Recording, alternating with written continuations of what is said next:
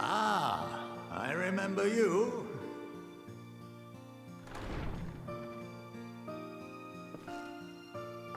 I pray we have not caught you at an inopportune moment.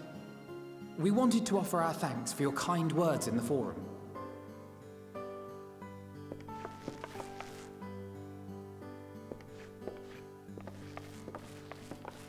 Well, I could hardly let that inquisition go unchallenged. I've always believed that curiosity should be nurtured, not stifled. Thankfully, a majority of my colleagues agreed. A slender majority, aye, but a majority nonetheless. Had the vote not gone our way, we would be having a very different conversation, if any at all. Though I'd like to think you would have not given up on our cause. I'm told you paid a visit to the annex afterwards. Yes, that's right.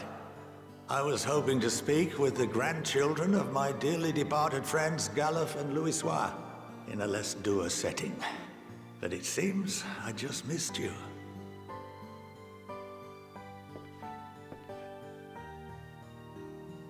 I still can't believe how much you've grown. If only your grandsires could have seen the way you presented yourselves to the Forum. Why, it fair brought a tear to my own eye.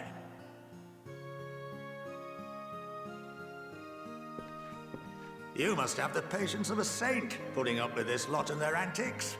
Never mind Matoya's prize student. Luckily, I know a thing or two about managing unruly younglings. If you ever need advice, don't hesitate to ask.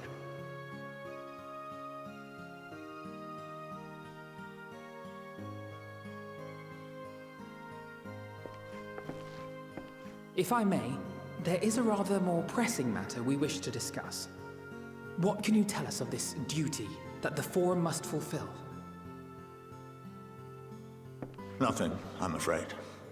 Like all humble servants of the Forum, I am sworn to secrecy.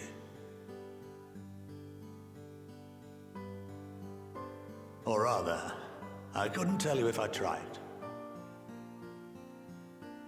Our duty is of the gravest importance.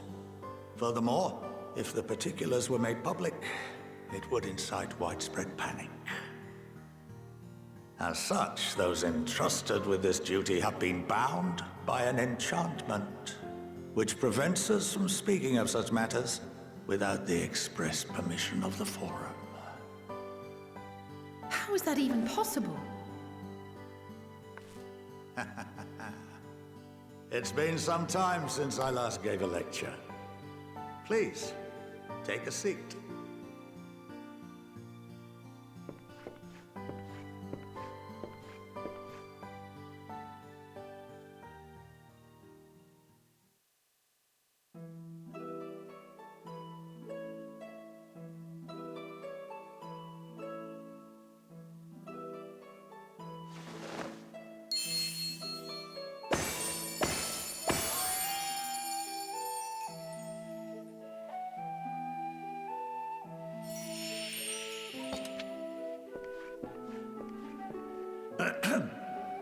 We shall begin by reviewing the fundamentals of etherology. The ether, which imbues us with life, can be categorized into three forms. Two are of the incorporeal sort, the soul and the memory. Can anyone tell me the third?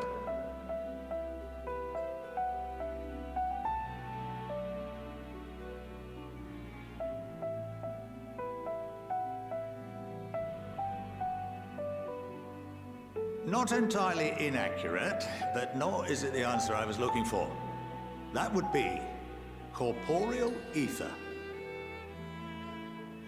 This is the form with which the layman is most familiar. Consumed by even the simplest of daily activities and replenished by the food and drink that sustain us, this form of ether is in constant flux. In contrast, the ether that comprises the soul is rarely subject to dramatic change. The same can be said for memory, as the two are intrinsically linked.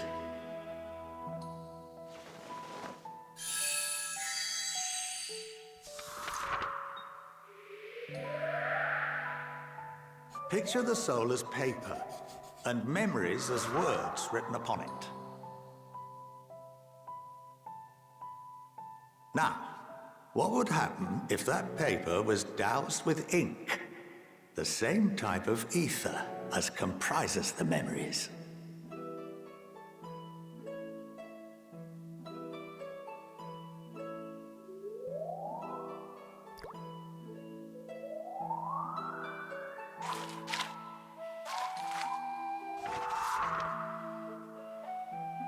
It would blot out everything that was written.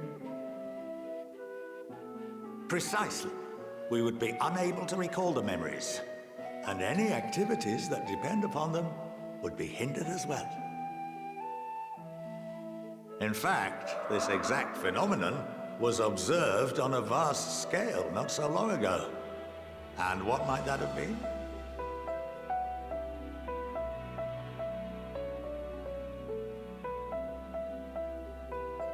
The seventh umbral calamity.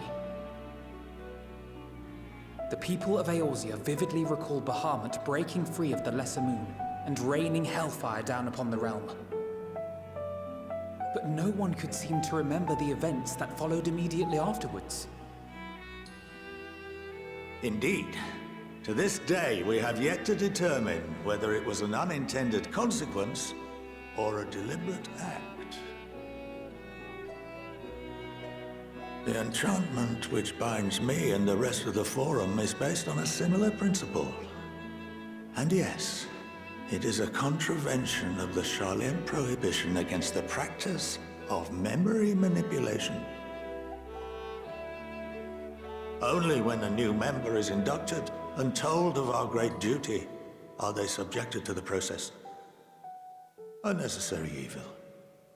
You have my word that it would never be used to manipulate the populace?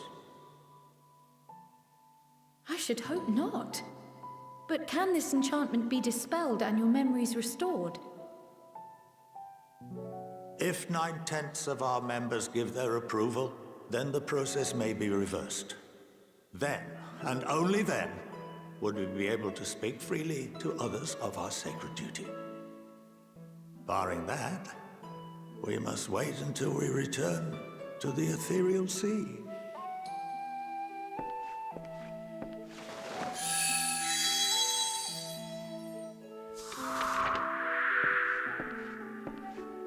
For there we will be purified, the blots upon our souls washed clean.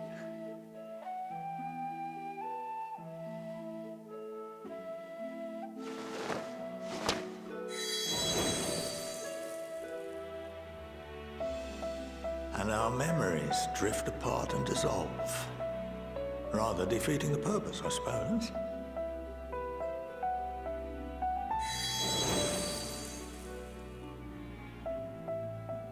But there are those memories that are indelibly etched upon our souls, some believe.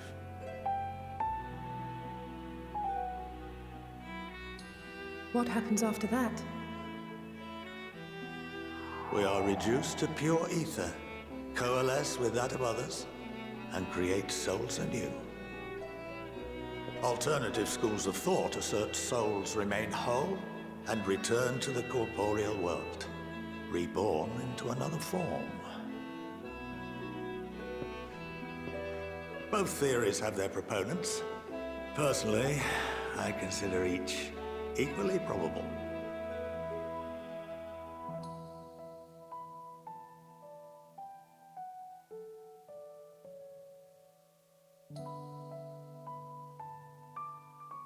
Well, I think that's enough education for today, now that I've given you some food for thought. Or rather, an entire banquet.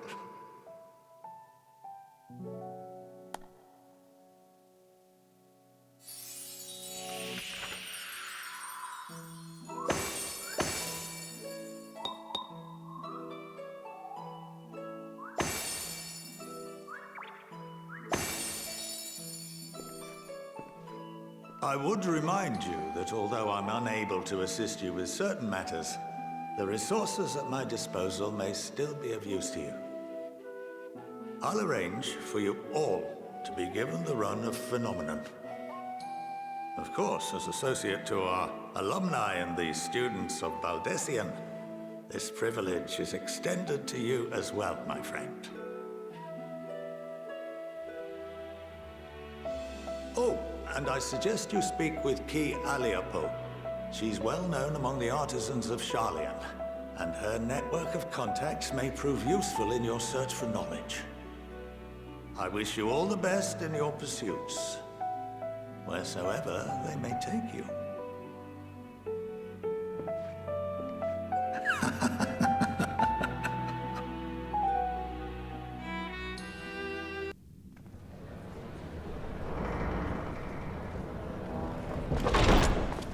By the 12.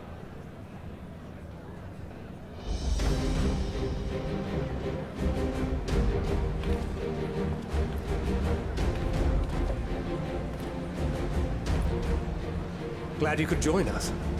I hope you don't mind, but we went ahead and started without you. As you can imagine, our traveling companions were eager to become acquainted.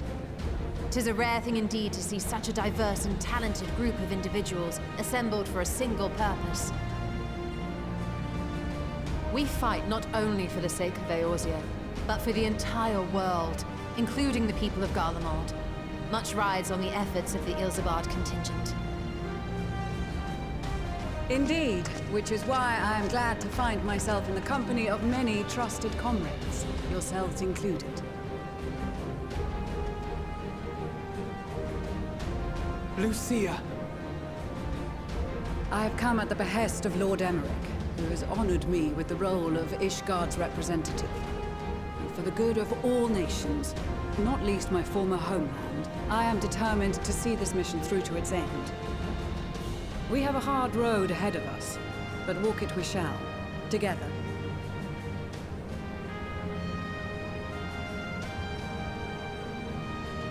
We too welcome this opportunity to work together once more. I have faith that, if there is a way to resolve this conflict, we will find it. Allow me to introduce you to the rest of our company.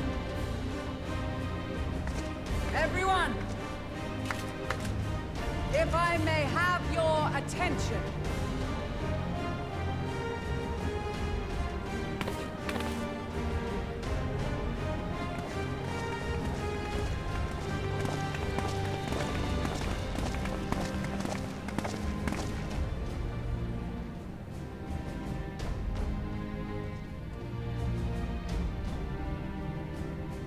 Might I ask you to speak first?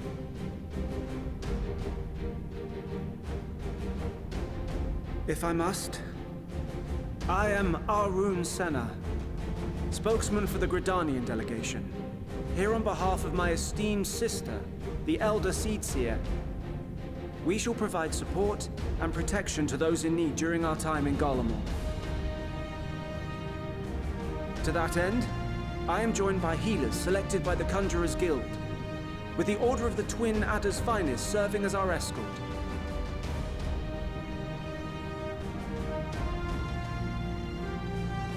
Of course, with an experienced white mage such as yourself accompanying us as well, those requiring more involved treatment will be in safe hands. Raya O sends her regards, by the way.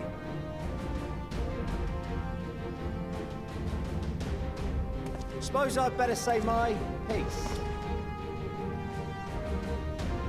Wait, I know you. The name's Sicard, in case you've forgotten. Truth be told, I'd rather you had forgotten. Any road, the Admiral asked Captain Hillfear to send his best, and for whatever reason, he picked me. Of course, if I'd refused, I'd be the laughingstock of the bloody executioners, and my reputation's taken enough of a keyhauling as it is. But more importantly, like any pirate worth his salt, I know when you're staring down a storm, you gotta trust in the commander of your ship. So if the Admiral wants us to go to Garlemald, not for plunder and glory, but a promise of peace in our time, then that's what we'll do.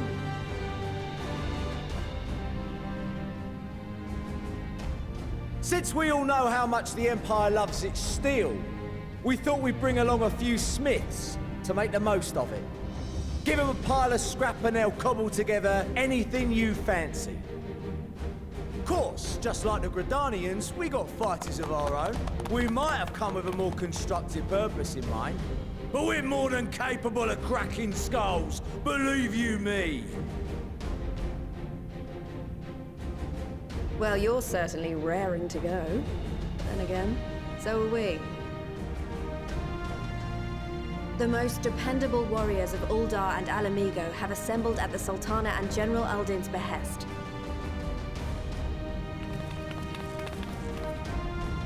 If Garlemald has truly fallen, then the whole place is likely to be crawling with Telophoroi. We'll need plenty of troops to clear and hold a path for others to follow. That's where we come in. Naturally, Marshal Tarapin and I will be leading from the front.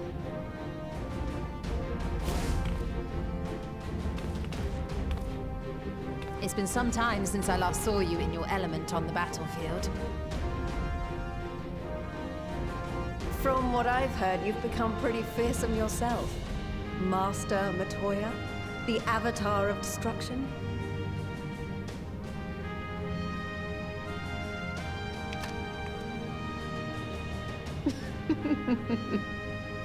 With comrades like these, I know we'll succeed, no matter what awaits us. And then we might finally get a chance to enjoy a good long rest. But until then, let's give it our all.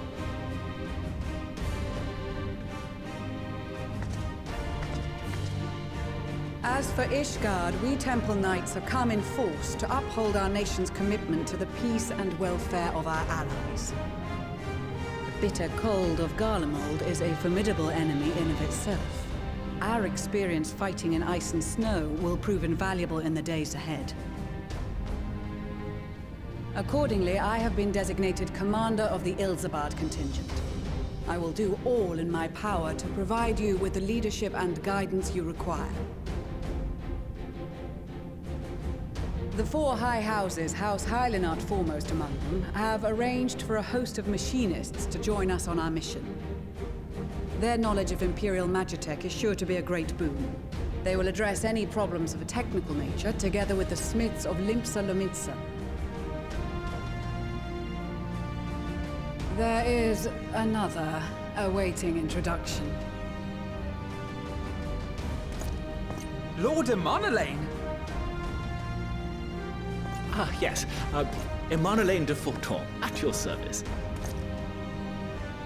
Though, lest there be any misunderstanding, I should stress that I've not become a fearsome warrior while you were away. Rather, far from it, actually.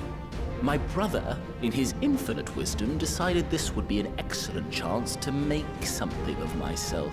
Oh, and fight for world peace and all that. But, should the opportunity arise for a spot of ballroom dancing, I will be your twinkle-toed gentleman of light.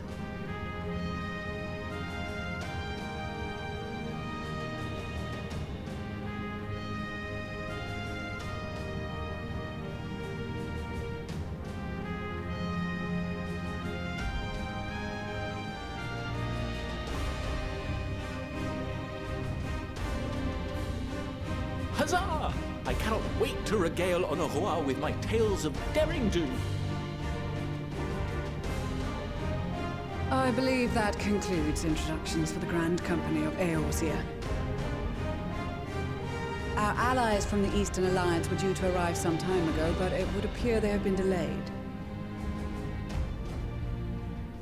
Would that be the shinobi of Doma? Actually, they've been tasked with relaying messages back and forth between the various Eastern nations. According to Lord Hien, however, an equally capable company of warriors has been sent in their stead. Out of my way, you preening fool!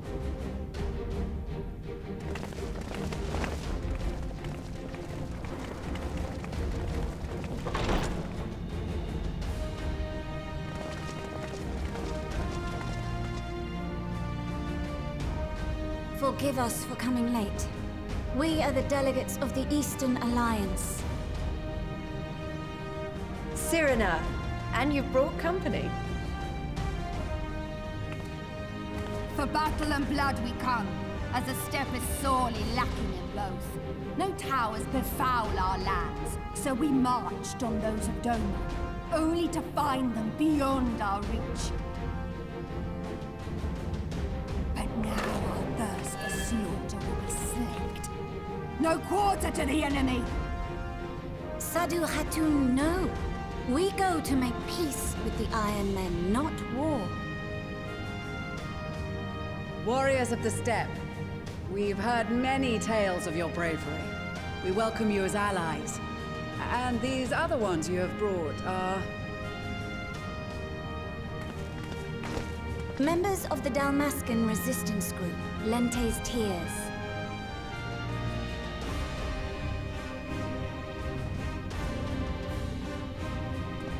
And the Bosnian resistance. Between them, they have a wealth of experience in espionage, and are particularly adept at infiltrating Imperial facilities, which is fortuitous, since Garlemald's domain is so vast that I could never hope to handle reconnaissance duties all by myself. Dalmasca, Bosnia, Alamigo. All lands which have suffered the tyranny of the Empire. I would never presume to question your motives.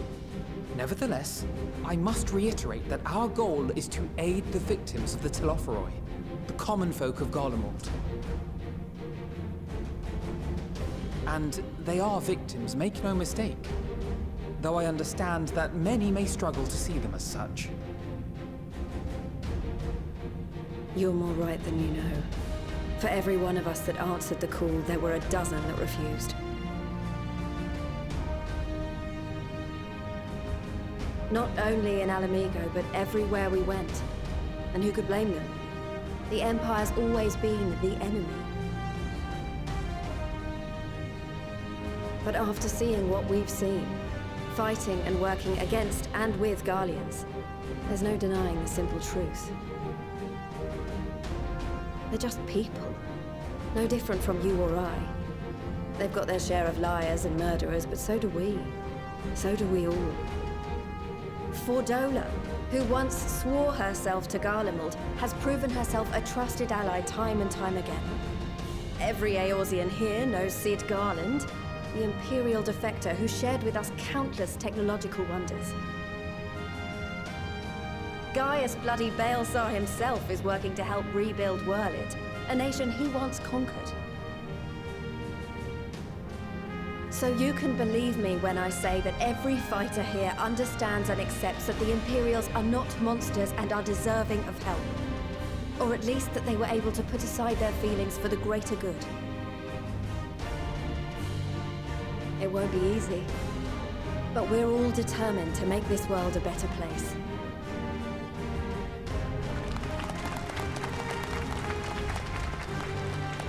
What lingering concerns I may have had were clearly unwarranted. I agree with everything you said wholeheartedly.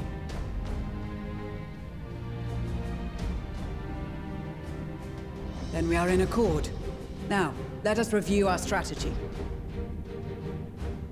To reach the Garlean capital in northern Ilsabard, we must cross the central mountain range. Fortunately, Garlond Ironworks can provide aerial transport, sparing us this most treacherous part of our journey. However, attempting to fly any closer to Garlemald would attract the attention of the Telophoroi. As they appear to have seized control of the majority of the Imperial military, we must assume that includes its fleet. In addition, Garlemald possesses devices that can interfere with airship navigational systems, further discouraging an airborne approach. Given the circumstances, the closest we dare deploy our contingent is an area between the range and the capital, the Magna Glaciers. From there, we must travel the rest of the way on foot. We will also need to bring the airships with us to ensure we can withdraw with haste. Although much of the terrain will be blanketed in snow, we should be able to make use of local roads and shipping facilities. The vast ice field will afford us an unobstructed view of the surrounding area. On the other hand, it will also allow others to easily spot us, so it is imperative that we only make camp in positions where we can easily defend ourselves. And the airships, which must be kept safe at all costs.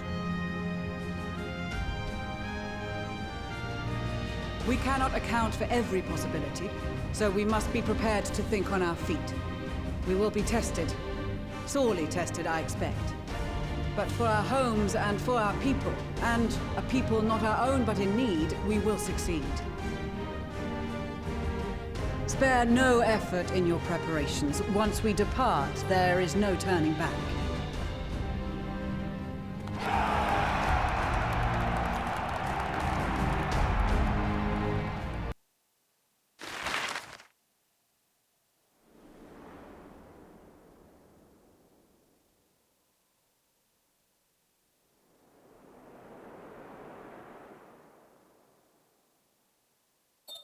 Ilsabard, divided in twain by a vast mountain range. Those who would traverse its jagged peaks face peril at every step. But why go by foot when one can simply fly?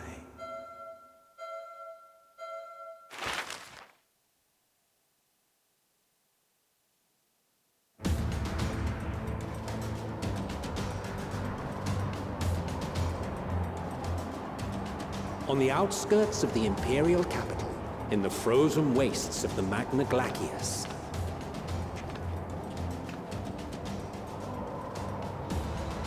the winds howl in icy protest, as if to warn against further trespass.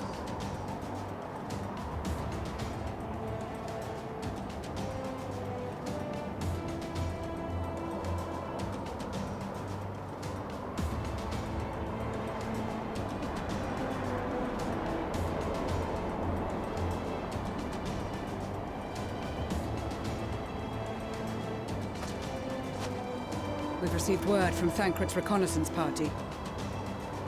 They've sighted a detachment of heavily armed Imperials. Survivors of the Civil War, perhaps? Perhaps, but there is more to it than that. Maxima reports that they're led by Vergilia, legatus of the 3rd Legion, which comprises the bulk of their number. However, they are also joined by several members of the 1st. From what I recall, the 3rd Legion fought for Nerva in the War of Succession following Varus's death. The 1st, on the other hand, were under the direct command of the Emperor and rejected Nerva's claim to the throne. These legions were enemies. Indeed. In fact, our sources claim that it was a conflict between them that sparked the Civil War. Yet now, these former foes cooperate to defend a ruined Garlemald from invasion. Then it is all but certain they have been tempered. So, what's the plan? If me and my crew is out reaving, we charge straight in, no messing about. But that ain't what we're here for. Quite right. Soldiers or no, they are people of Garlemald, the very ones we have come to aid. Direct confrontation is unavoidable. Nevertheless, we must make every effort to limit casualties on both sides. Rather than kill them, I would remove them from the field. How so? Savage beatings, disarmament, and imprisonment? Not impossible, but easier said than done in the heat of battle.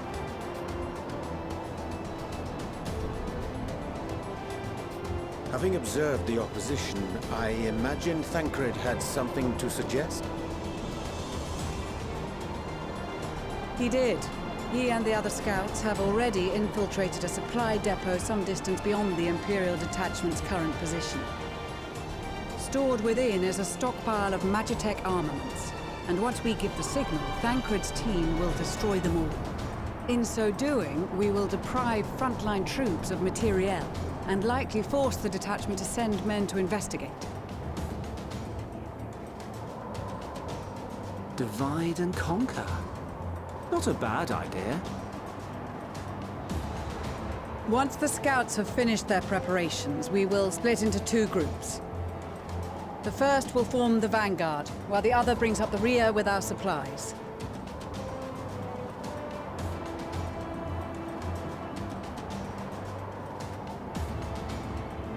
As for the Scions, I ask that you lend your assistance where you deem it needed most. I would prefer, however, that you accompany the rearguard and be prepared to join the van at a moment's notice. Kept in reserve as our trump card, so to speak.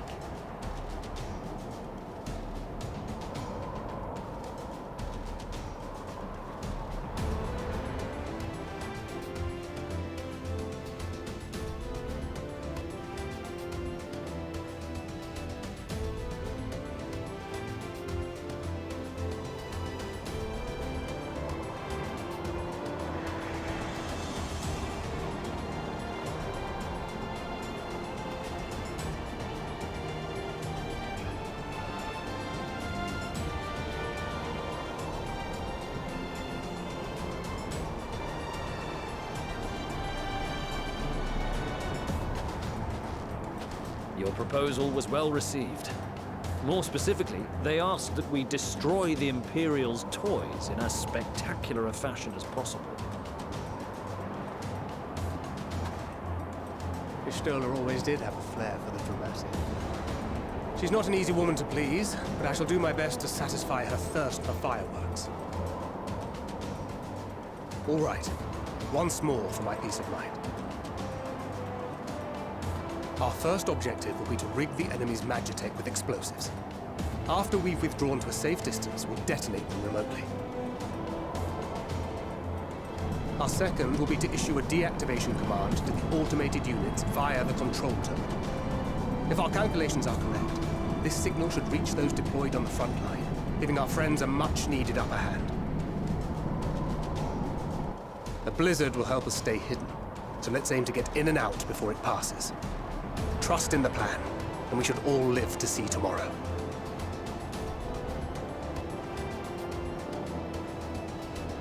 In the meantime, I will relay messages back and forth as the situation unfolds. You'll forgive me if I ask again, but are you certain you wish to play the lone wolf? Wouldn't have it any other way. Call it foolish and reckless if you like, but I'll get the job done. I always do. Very well. I wish you the best of luck.